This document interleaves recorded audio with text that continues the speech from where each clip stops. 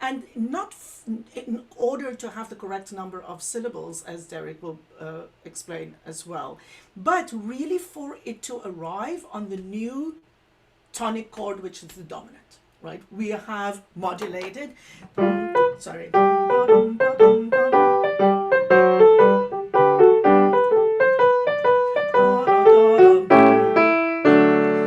and the tronco in the poem, this arrival without cacciatore, really helps us feel that we have arrived in our new home. If the poet did not apocope, we would have had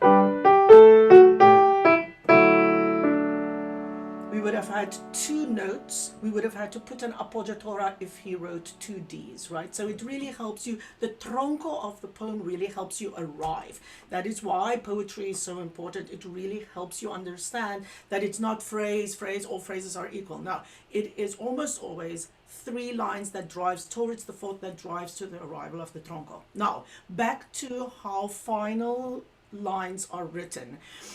Because the appoggiaturas are written out here, you will see that he puts a little like 16th in here, right? Presumably this is to say, you know, you can take a breath there, right?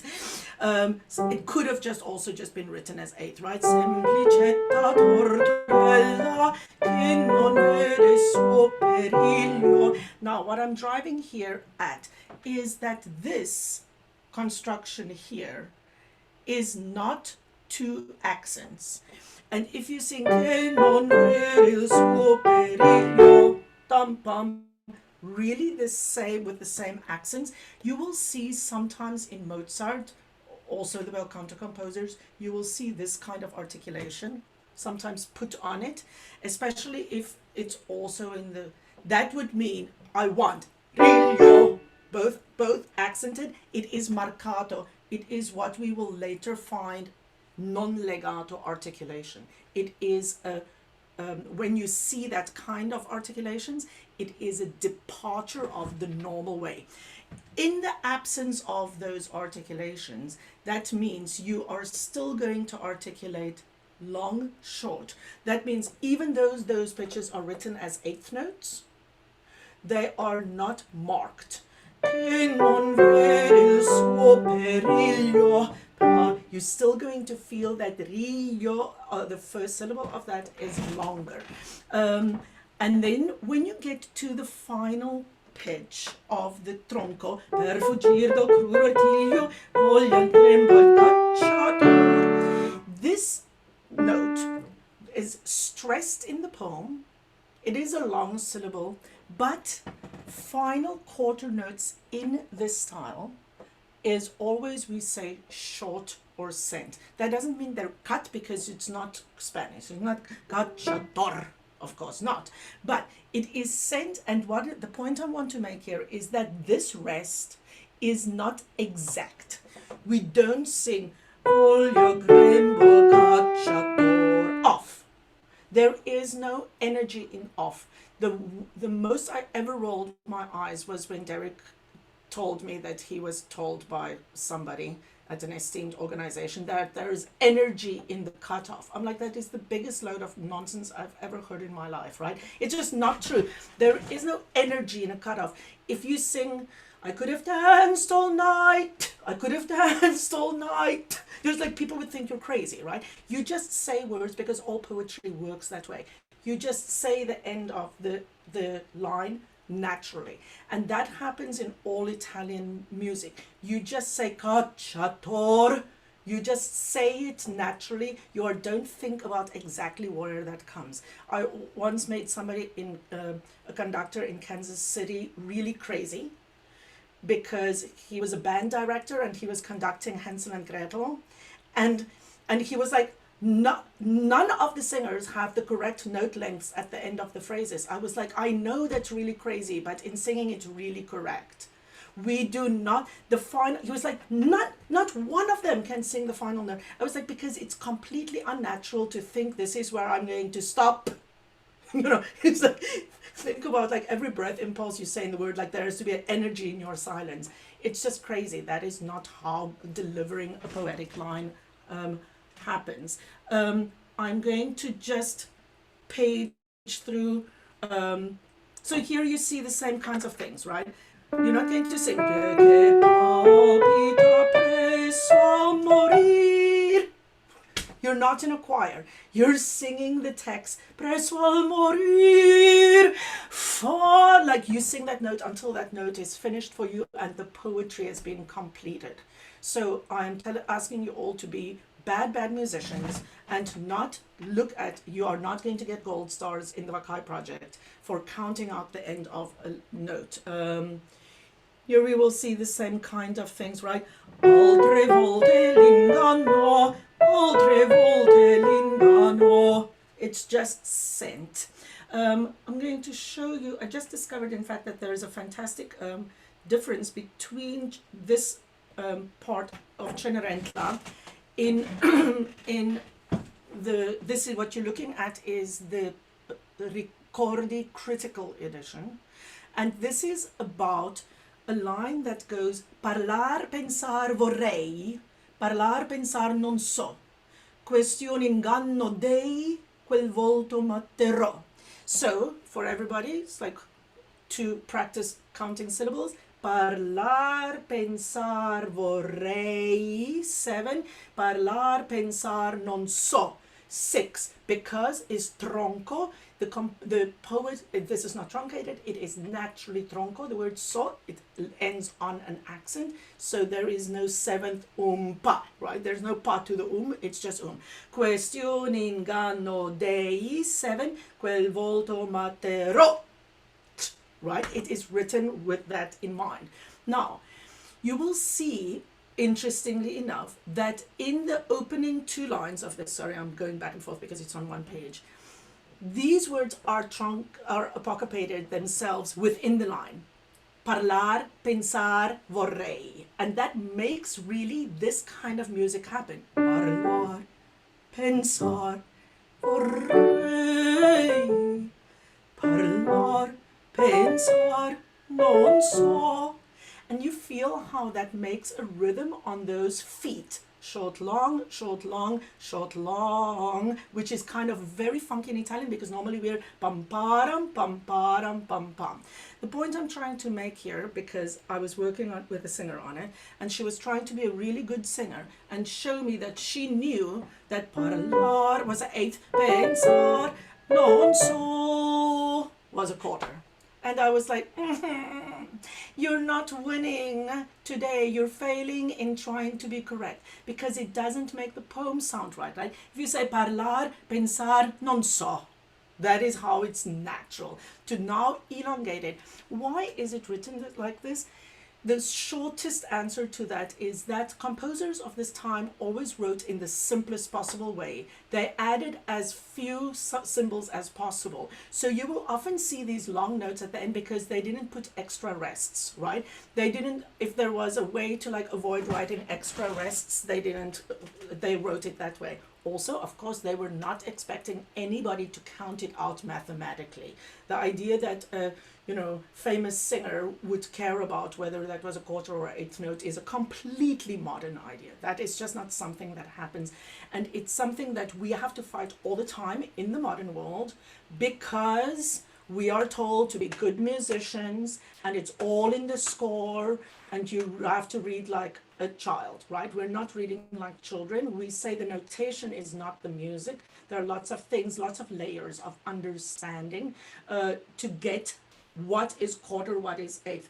Interestingly enough, in the old Ricordi, in fact, if those of you who sing this opera and have the old Ricordi, in the old Ricordi is, in fact, I just discovered now, because I was working from the old Ricordi when I thought about this idea.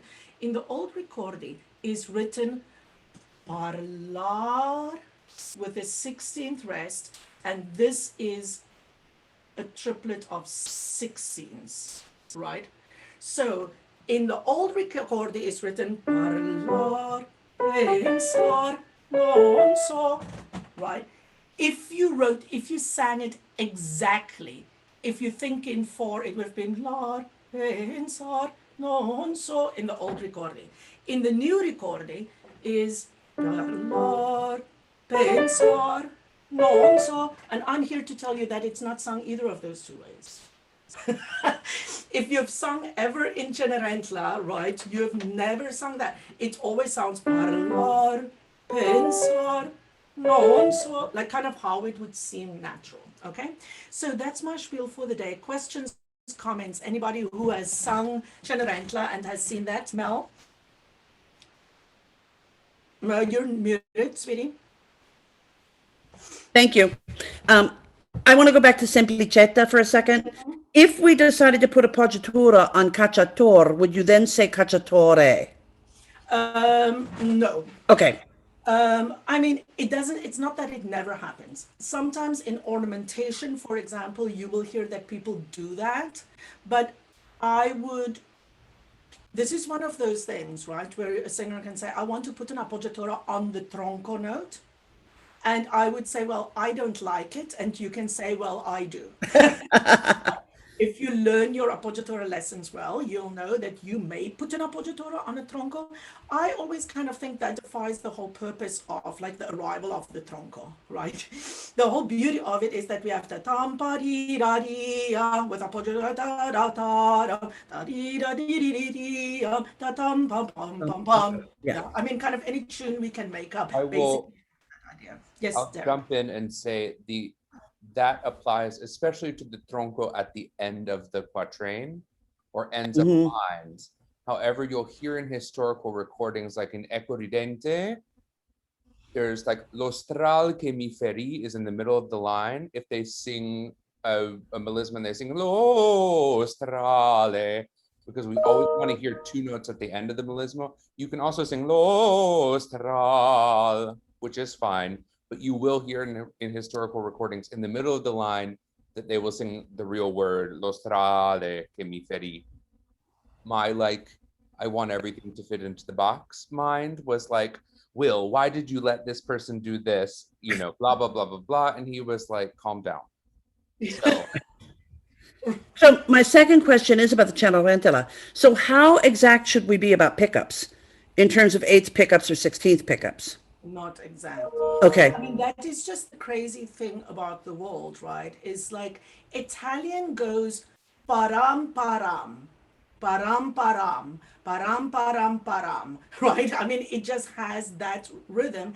And the idea of sometimes you will see, for example, in Mozart, the same pickup will sometimes be written as an eighth and then as a 16th. And then people really kind of just like they are so impressed with themselves when they discover this little difference. And then they make a whole friggin' project about singing an eighth note and a 16th note. And if you woke up Mozart, he'd be like, what are you talking about?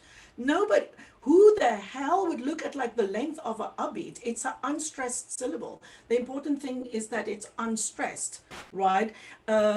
So I know that's a weird thing in the world that we live in because we always feel, well, if we're just going to allow singers to sing whatever the hell they want, then, how will we decide who passes their jury and who doesn't? But it is about like finding the essence of how the poetry infuses the music. And so I would say when you see upbeats and you see an inconsistency, the first thing to look at is if that has to do with what else is in the bar, right? Sometimes they have to put an extra rest to show that that's a new phrase. And then all of a sudden the upbeat is a 16th note instead of an 8th note. But mostly you are trying, that is why we are stressing the poetry so much. Because if you're going to say that the rhythmic notation is just a map, it's just a broad map for you to follow, and it's not something to achieve perfectly mathematically. Where does the elevated instruction come from? From the poetry, from how you say it. So it's not, you cannot just say whatever you want because you cannot make it a stressed syllable. Yeah, you cannot sing. What is a good example of something that starts with an upbeat?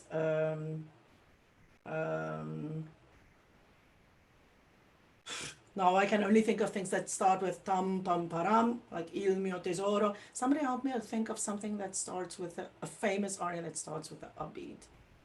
Orsai chi l'onore? Orsai chi l'onore with an appoggiatura. Yeah, if you think Orsai, and you're like, oh, where does this come? That means, again, you're trying to give impulse to silence to you. One, two, Orsai. That immediately gets you off to a unfree, unflowing start. The music is going, Orsai ki l'onore. Yeah, you are trying to express that text, thinking that the composer was writing his imagination in a very simplistic system that only broke down into 1 to 2 right.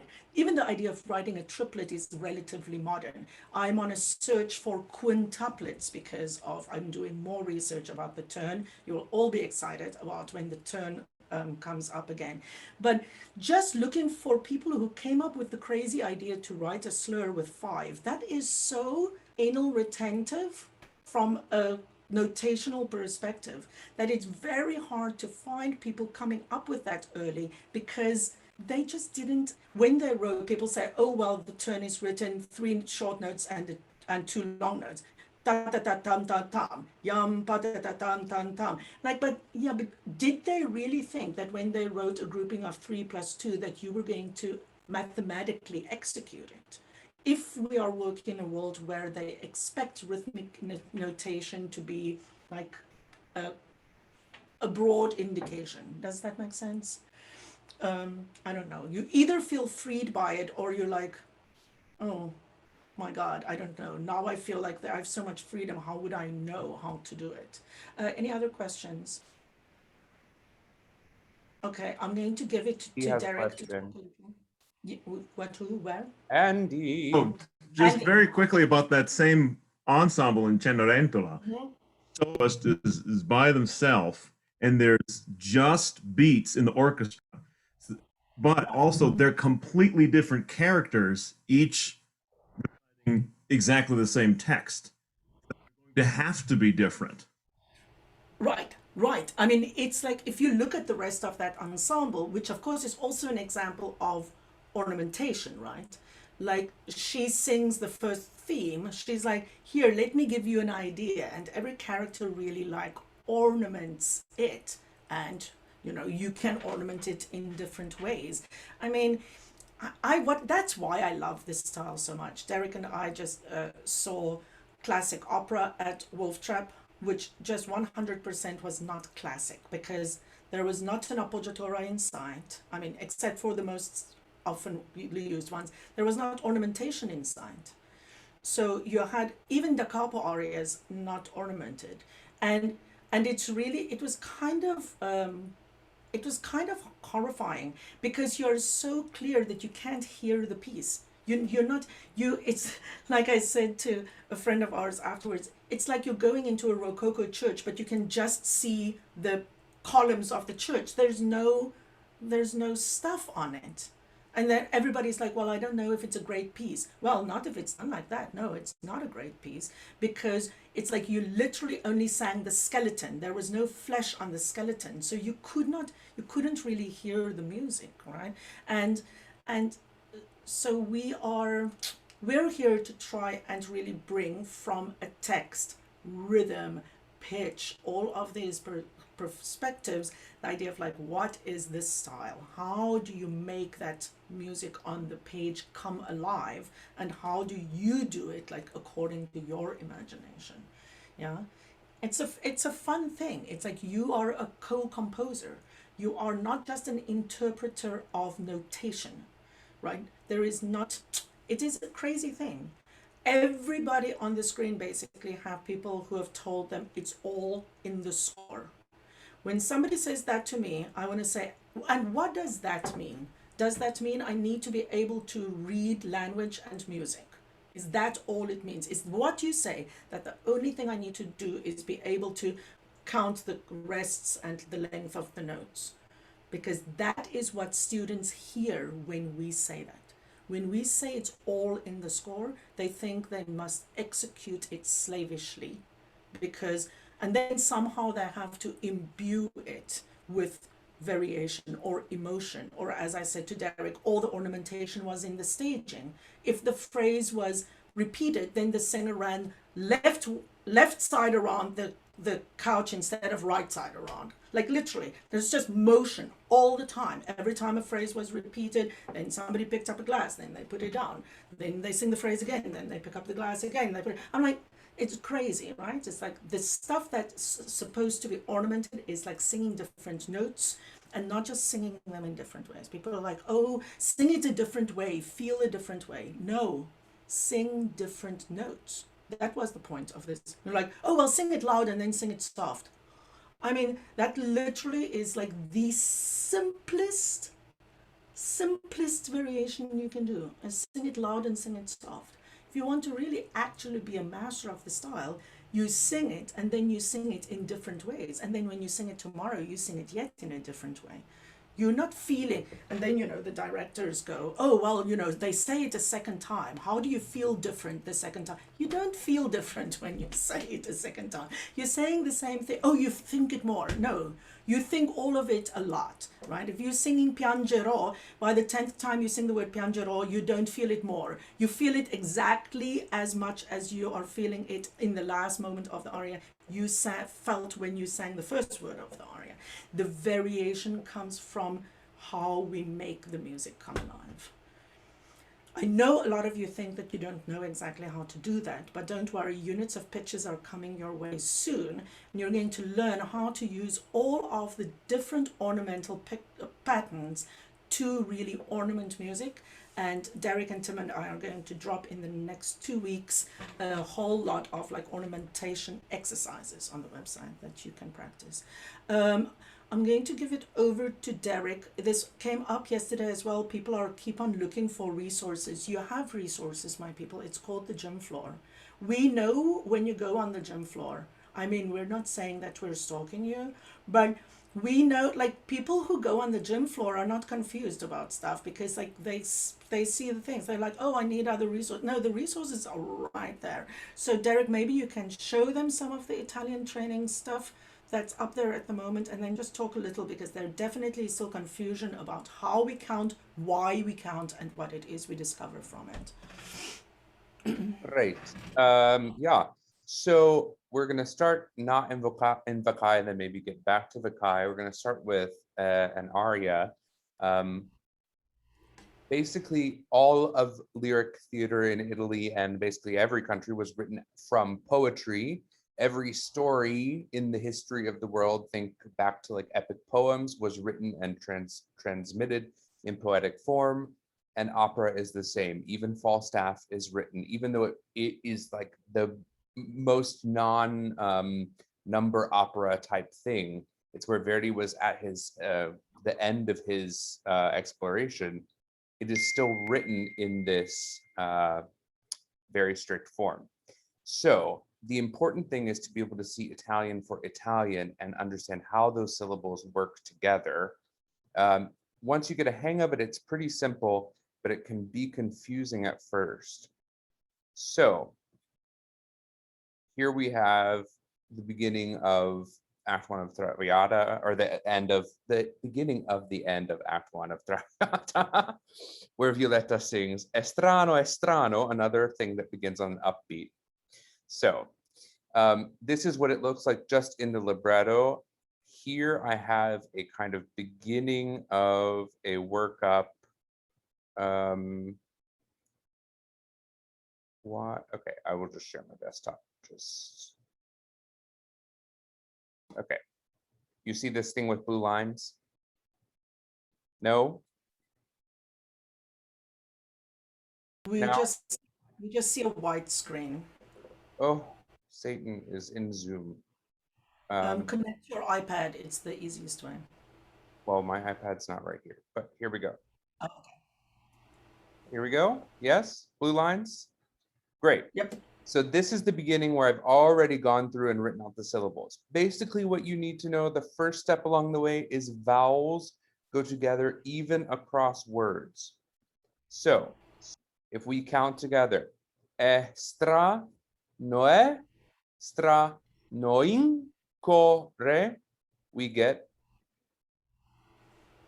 I want to be able to write 7 syllables. And I want to be able to write thicker than that. Scolpitio, queglia centi. 7 syllables again. Saria per me or mia, it doesn't matter. So these two vowels or the one vowel that Verdi said are the same as far as the libretto. So saria per me sventuraun se rioa more is 11. Now let's go through this all together.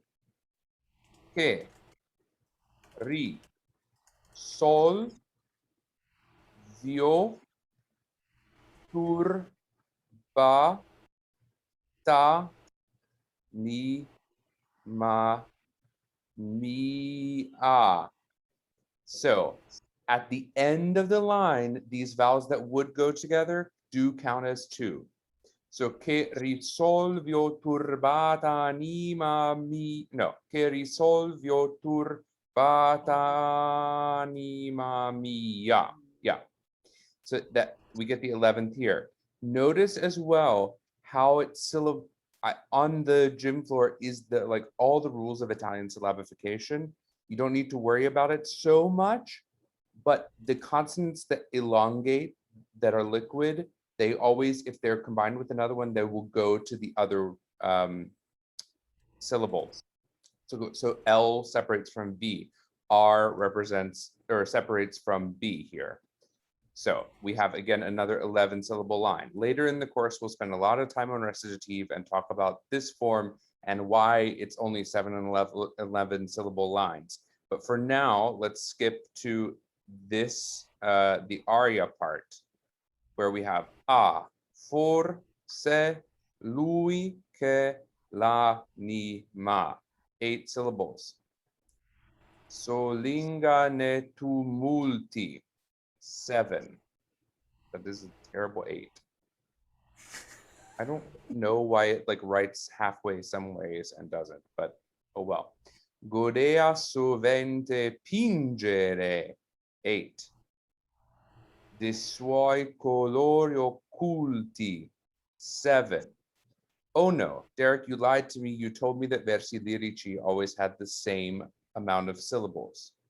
Here is where being wise about Italian will help you, is that in Italian poetry, it is always this syllable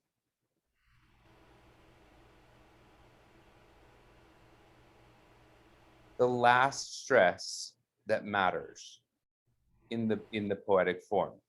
So even in, for example, la donna immobile qual piuma al vento, in that form, the only solid stress is the 4th syllable. La donna immobile has 6 syllables.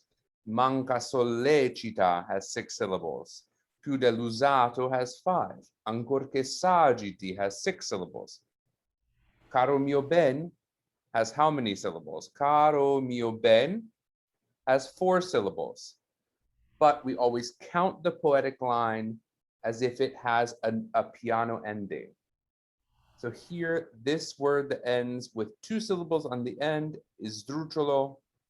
This is piano.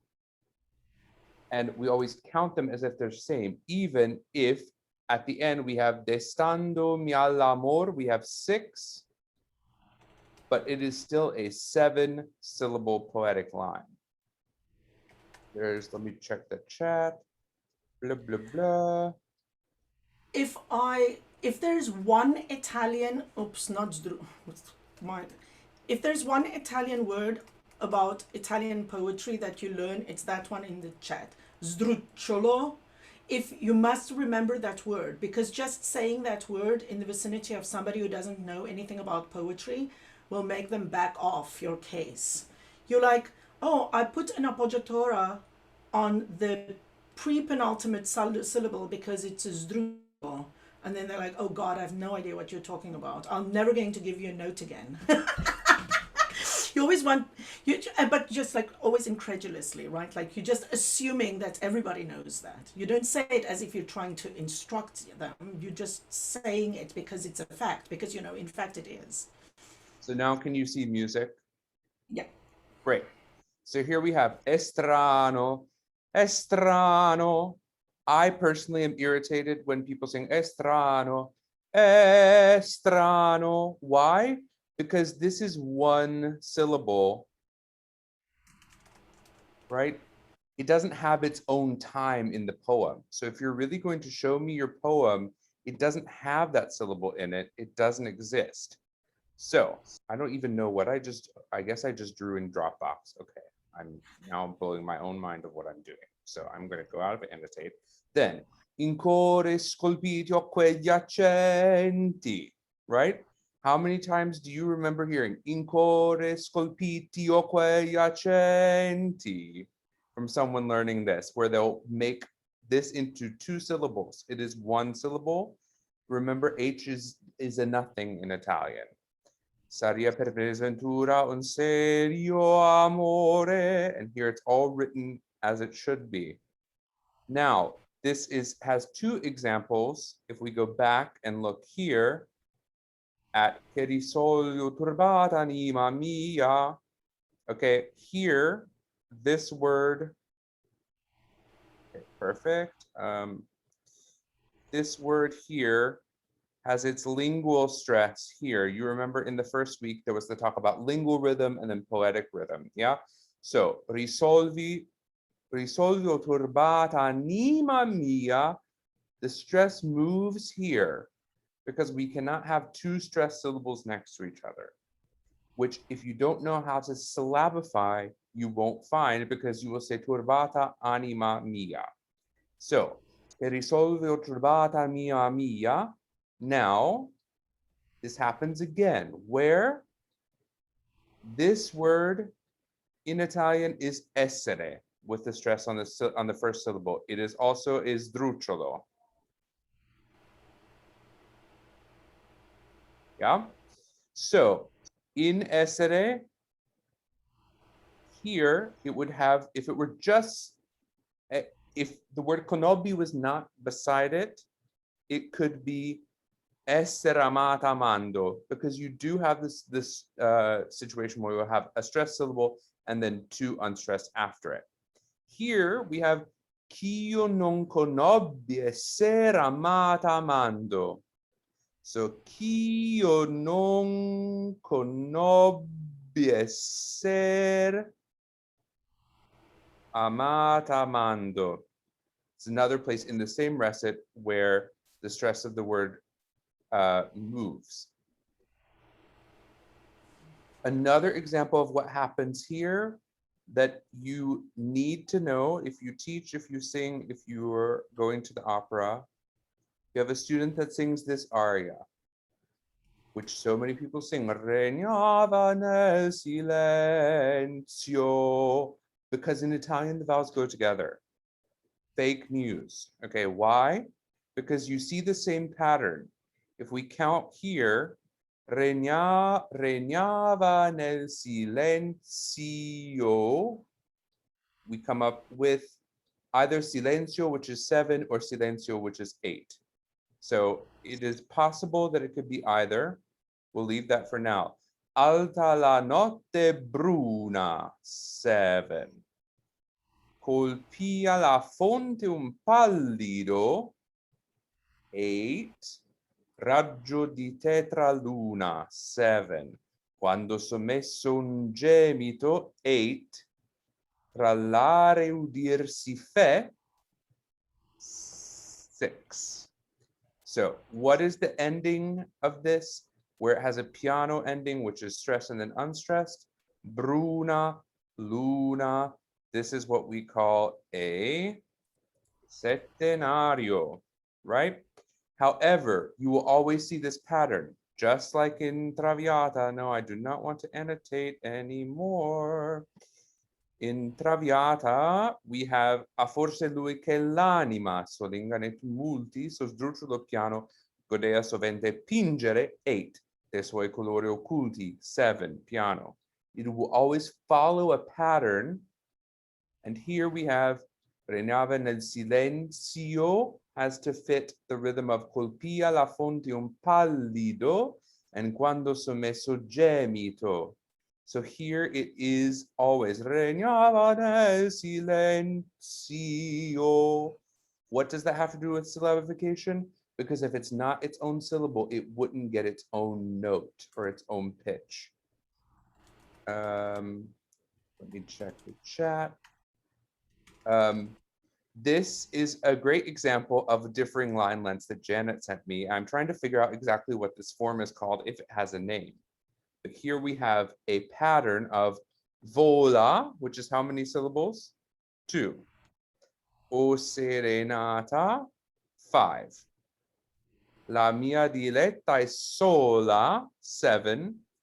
E con la bella testa abbandonata, 11. What do you think the next one's going to be?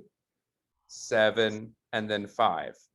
So on the Joom floor, and I think eventually, or maybe already in the Vaccai project, there have been the names of these, but these are the chief line lengths, and it's great to see them together. Can I call on Jen Carter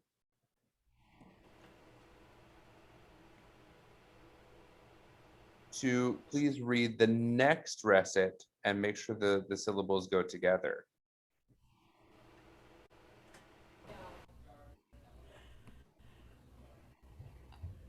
Follie, follie, delirio vano è questo, in quai sogni mi perdo. Sorry, it's really loud here. I don't know if you can. No, it's Anyway, really all right. Ok. Povera donna, sola, abbandonata in questo popoloso deserto che appellano Parigi, che spero or più che fardeggio, gioire, di voluttà nei vortici finire.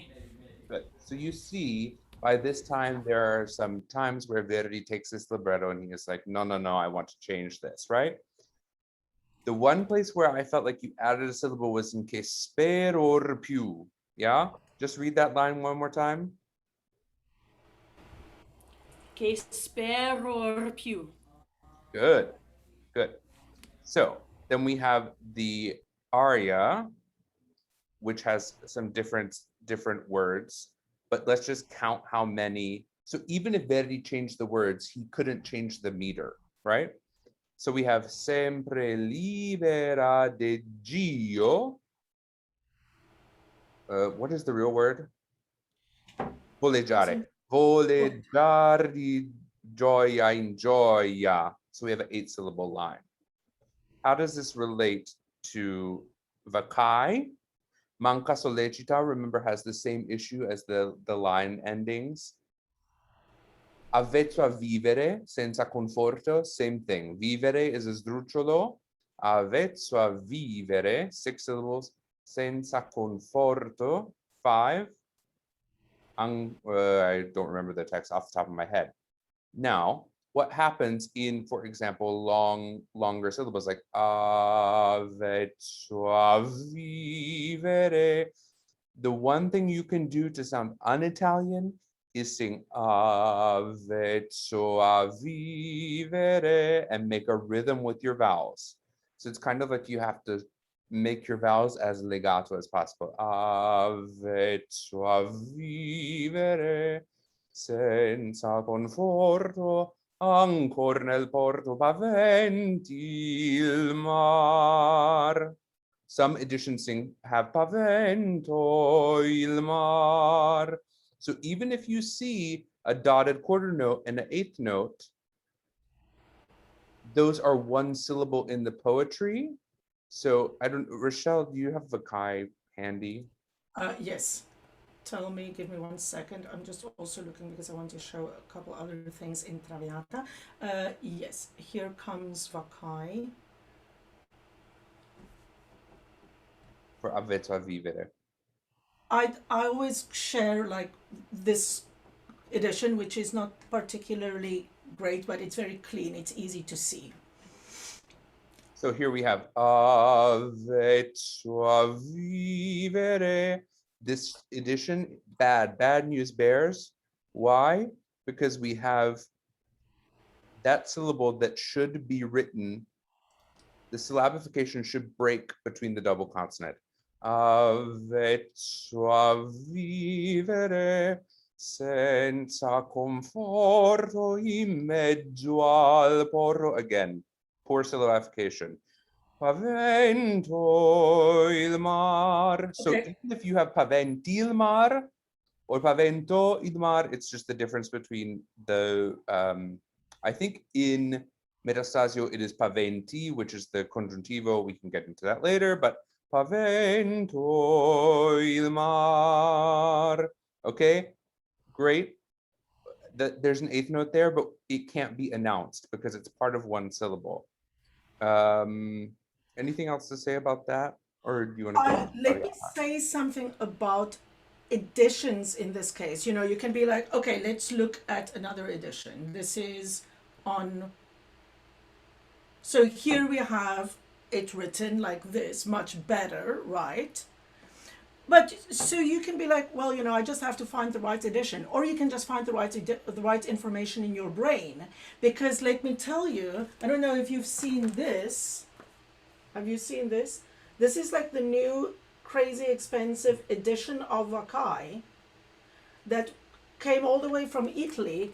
And let me tell you that they have decided to end every syllable on a vowel and put all of the consonants in there. So it is all of the syllabification in the score is wrong, which is the brand newest version of Vaccai you can find, because it just depends like what you know, whatever editor had in his head. In order to be correct, you need to know, I am not going to sing what's in the score. I'm going to sing because it's printed in a weird way, or this editor decided that all Italian syllables end on a vowel, which is just nonsense.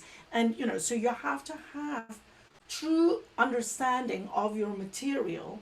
You can't just be like, oh well, I'm just going to sing it wrong because the best edition I could find was still wrong. Nope. You need to be able to do your own sleuthing about where it happens. And you know, you all have seen, you know, there's some stuff that really isn't available in fantastic editions. I think, for example, about Rossini's songs. Rossini's songs, if you don't understand syllabification, that shit comes out the wrong way. You don't sing those soirée musicale and all of those. That it's very hard. You have to be able to understand how to make the Italian work. Does that make sense?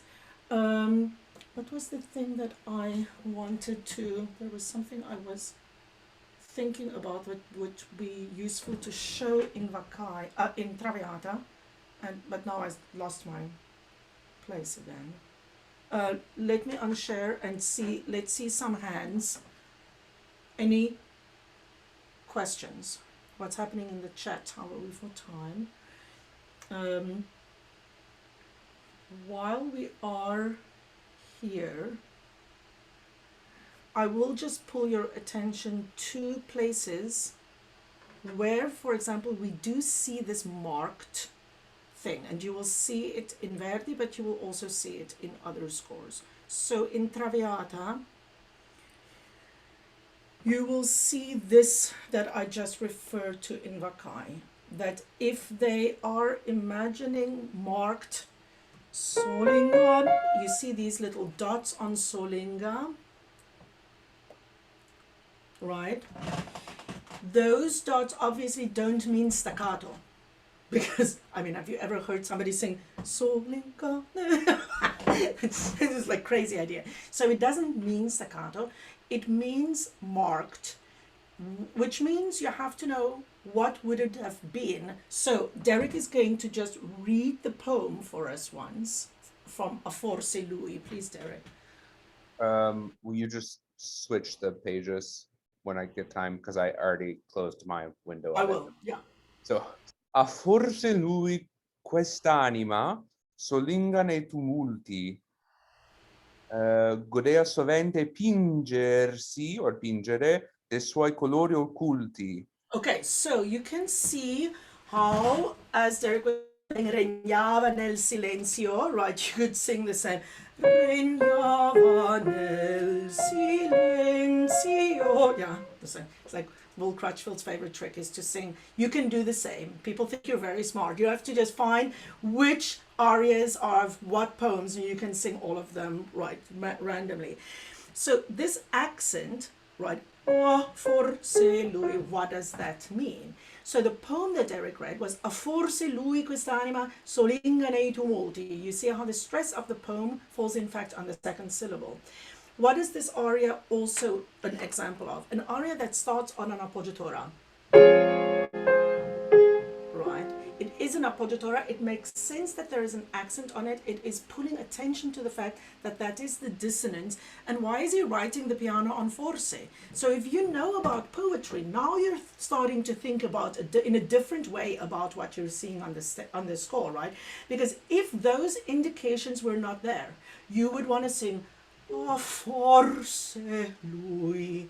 The same you would sing regnava nel, or you sing regnava nel silenzio. So this is not to make you be like, oh, forse, just sing his accent for shit's sake and sing a piano. No, he's showing you that you should do something a little contrary because the music asks for it. Oh, forse. Now, why these dots? If they were not there, you would have sung some version of solingare, because the word is solinga. The poem is quest'anima solinga nei tumulti. But by putting it there, he makes it really modern, and he says, don't sing solingare, really actually sing a triplet. Solinga nei tumulti, solinga nei. And we do the same when we speak, right? Normally I would say, I want to have breakfast, and the rhythm would be taram param tam pam. But if I like really am hungry, it was like I want to have breakfast, I could say all of them like marked. And I could be very hungry and be like, I want to have breakfast, and say solingareto. See how we like see things in different ways. Don't make yourself crazy, because now people are like, oh well, there are no dots on Lui che modesto. Right, fine though. Lui che modesto e vigile, allegre sole. But you must always sing it with like, what? Why would Verdi have written that? You know that he's not a modern composer who's just like making you do weird things. So if you sing allegre so, because Rochelle Young said if there are dots it means it's equal, then you're not entering into the essence of the notation. Does that make sense? This is very modern, right? When we look at this music, it is extremely modern because of the amount of stuff. Pianissimo, crescendo, you know, it is very, very, very modern. Just also because of the recitative, I get this question a lot. People say like, well, you should sing Verdi recitative exactly as notated. That is only half true. That is true when Verdi's notation becomes modern. So for example, in you would never see that in Rossini. That is a modern notation which in fact starts to show more what you need to sing. But if you understand that, or if you do that, and then you say, well, it's Verdi, I should sing Saria per me sventura. No, then you're wrong. Because Saria per me sventura is written in old style recitative. It's just 8 notes. So you have to look at this music from the perspective of like, when is he being modern and when is he being old fashioned? Stop share. Questions, thoughts, anything in your own repertoire that you are seeing, that you have questions about. I would really like to encourage everybody to internalize information. The reason this course is designed as like a daily thing is to try and force you to take in bits at a time, right? But of course, as I said right at the beginning, a lot of stuff comes up that you're only going to really learn about recitative in week 8. and you're really only going to understand how appoggiaturas work during appoggiatura week. But of course, those things come up already. Things like syllabification, though, use Derek's resources. As I said yesterday, we have worked very hard to make this information appear like on one-page printable PDFs. The world is full of people who will give you tons and tons of information in very complicated sentences and, you know, have doctoral theses, and you don't understand half of it, and you certainly can't apply any of it because you have not internalized it. It only just remains a book that you can look at and read and be like, oh yeah, I completely forgot about it. The point of this stuff is that you don't forget about it, that you make it part of how you read and study music. And that's why we say we study always prima le parole, poi la musica. First you study the text, because if you just study 4/4 time and 8th notes and 16th notes, you've already made 17 mistakes by the time you turn the page and you think you've learned the music correctly. Yes, Mel? Yeah, so Derek, I'm thinking about the intro, the recit to Non mi dir. Is it crudele a no mio bene, which comes to 7, or crudele a no mio bene, which comes to 8? Ask again. It's the beginning of Non mi dir. Crudele a no mio bene. Bene. Yeah, let's. Okay, so crudele is the first. What's Okay. the line of the recit? I'm finding quickly. I think I can put my hands on it quickly. Don Giovanni. Crudele a no mio bene, troppo mi spiace allontanarti un bene is the next one, which is probably 11 if you count it. So the thing about it, right, is like, you remember Derek's video about finding the libretto? Mm-hmm. Only if you are really, really well versed in this can you construct a libretto for yourself just from looking at the score, right? And there are people who do that for a job. If you're not that well versed, you need to find that libretto in order to know. Now, this is librettidopera.it. We can put that in the, as Derek always says, it is the website. The most mistakes on this website is in Mozart recitatives. So there are often mistakes here, but you will immediately know there is a mistake if it's not 7 or 11 syllables. Crudelia non mio bene, that is 7 syllables, and you see that it is split between the characters. Does that make sense? So, crudelia non mio bene, 7 syllables. You will also see, this is interesting. So this is what librettos look like when they're reconstructed and like put on a modern website, right? You see, this is typical of the number opera. So you will see in the side here, recitativo secco, and you will see, as Derek says, flush left, you see all of it. You will see that the lines, when Donna Anna is continuing a versi sciolti line of Don Ottavio's, it is written indented, so that we can understand if we count those syllables. Vendicati saremma il Padre Dio makes 11 syllables. Raquel, Yeah. can I found a better. You found a better one. Correct. Fantastic. Great. Can we go back to crudele? Because the very next, right, there was something wrong with the very So, next line. There's probably crudele a- no mio ben troppo mi Troppo. spiace. 11. Allontanarti un ben che lungamente 11. Yeah. Every once in a while you will see a 5-syllable line, but I don't know how they got so effed up in the Mozart operas on the libretti d'opera. Also, you'll find out, like, I wonder if I can find the other one that I found here. You'll find so much interesting performance history because they would produce libretti for the theater, right, in which it was being performed. Here, in this performance, Donna Anna sang Non più di fiori instead of Non mi dire. I just found earlier the time when Fioreligi sang, what did she sing instead of Come Scoglio? Porge Amor. So she sang the recit to Come Scoglio and then sang this languid aria.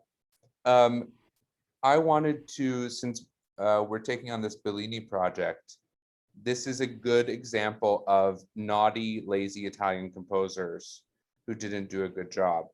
So here we have Andy. Will you read this poem, or at least the first stanza? Vaga luna che in argenti queste rive e questi fiori ed ispiri agli elementi il linguaggio dell'amor. Good. Okay, keep going. Testimonio or sei tu sola del mio fervido desir ed a lei che mi innamora conta i palpiti e i sospiri. Good. Very good. So we have 8 syllables per line. Ing, will you read the second stanza?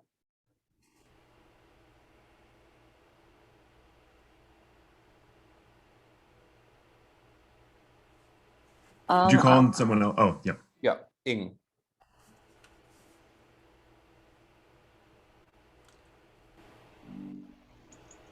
Testim From Testimo- Lepur. dille pur che lontananza il mio duolo non più lenir. Good. Just let's stick with those 2 lines. Where are all the stresses? Dille pur che lontananza il mio duolo non può lenir. So should I repeat it again? Yes, please. Dille pur che lontananza il mio duol non può lenir. Can Good. I want to just jump in here and say, if you is Italian sounds like this, you're going to make less mistakes, everybody, if you read it looking, just thinking what is the most obvious. Dille pur che lontananza il mio duol non può lenir. So if you just read all of the long syllables twice as long as the short ones, and you just go long, short, long, short, long, short, your Italian's immediately going to sound better, right? And then if you make a mistake, then somebody will tell you. So would you say that one more time? So it's what they call the Italian triplet. The long syllable is twice as long as the short one. De vieni non tardar, dille pur. Off you go, Ing. Dille pur che lontananza il mio duol non può lenir. Good. Very good. Leah, the next 2 lines. E se nutro una speranza. Oops, Ooh, 911. 911. What happens between nutro and una? Oh, 1 syllable. Okay, try again. E se nutro. Yes, the stress moves. Your brain says, no, Leah, the word is una. But here in the poem, it is una. Una. Yeah, one more time. E se nutro una speranza. Good, keep going. Ella è il sogno avvenir. Good.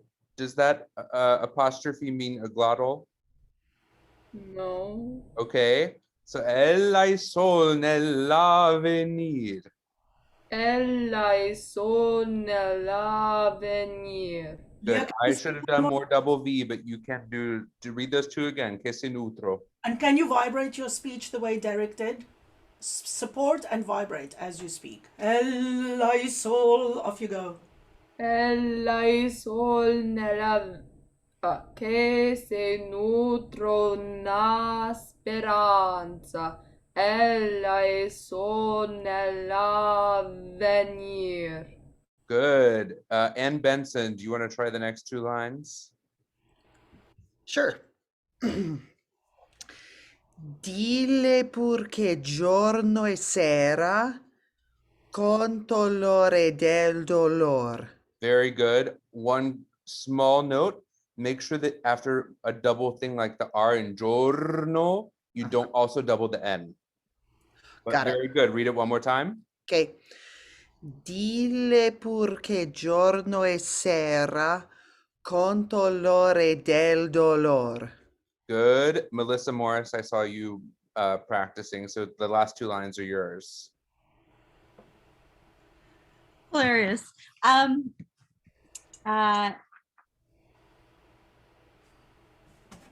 Che una speme lusinghiera mi conforta nell'amor. Good. Just make sure that the S in lusinghiera is a Z. So che una speme lusinghiera. One more time.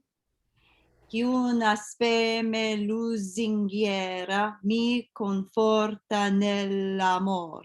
Good. Very good. So now if we look at this, let's see where Bellini did a good job. I picked this song because nearly everyone that wanted to sing a Bellini song wanted to sing this song, and I don't blame you because it's gorgeous. So, Vaga Luna, I'll go to the piano and play. So if we have Vaga Luna, uh-oh, what happens here? Kei is one syllable, but we have two notes. It needs a slur. Che in argenti. You notice that I don't change pitch and vowel at the same time. Vaga luna che in argenti queste rive. So the second syllable of rive and, the word and, a, are written here as one syllable correctly. Rive questi fiori. Now, ed inspiri agli elementi. So those syllables count. Ed inspiri agli elementi. Ed inspiri agli elementi. Bellini repeats the first part of the phrase. Il linguaggio dell'amor. Here, because there is this comma, a different thing happens than happens here. Here we have ed inspiri, but there's a quarter note. Here we have guaggio on two different pitches. Guaggio, il linguaggio dell'amor. Anything else here? Often when he repeats, he will do that. But you see, even in the first line is the biggest example. There should really be a slur on K and E because it's one syllable, and that's what these slurs are used for. Interestingly enough, I have, so those of you who are interested, this is the new Battaglia version of the Bellini songs.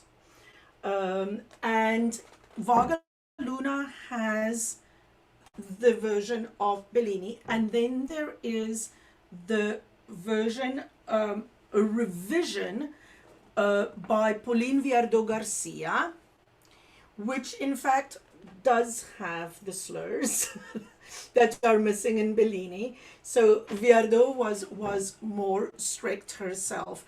Everybody understands that. Yes, Judith. Does her version have fiori or fior? I am now totally convinced that it's wrong. The word is, it should be fior to rhyme with amor and to go with the second verse metrics. She also has fiori. I think Bellini made that up. Yeah. I think it's completely wrong. Oh my gosh. Fior amor. Vaga luna che in argenti queste rive, questi fior. Respiri elementi. I mean, it doesn't always rhyme, but it would rhyme if it was not apocryphated, right? And look at the second verse though. It's like, Second verse, yeah. Desir, sospir. Okay, you will, Judith, you'll be happy. Wait, but fiori cannot be apocryphated. because Yes. it's Why because not? because questi fiori. Isn't there a rule that you cannot apocopates what do you call it, plural noun? Well, I don't What are know those what this apocapation is rules? They exist somewhere. exactly, but you will find things like this.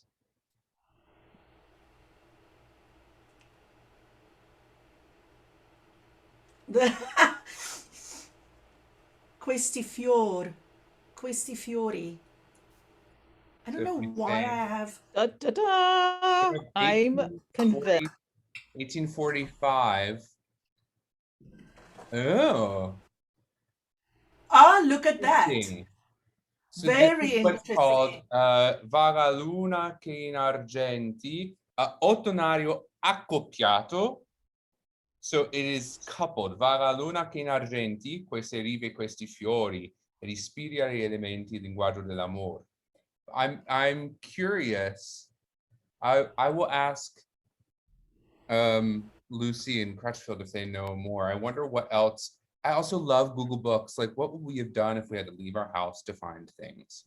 And like, I'm amazed at how Linnea should be angry I get Linnea. if I cannot find something that I want. You can also do like, I only want 19th century things.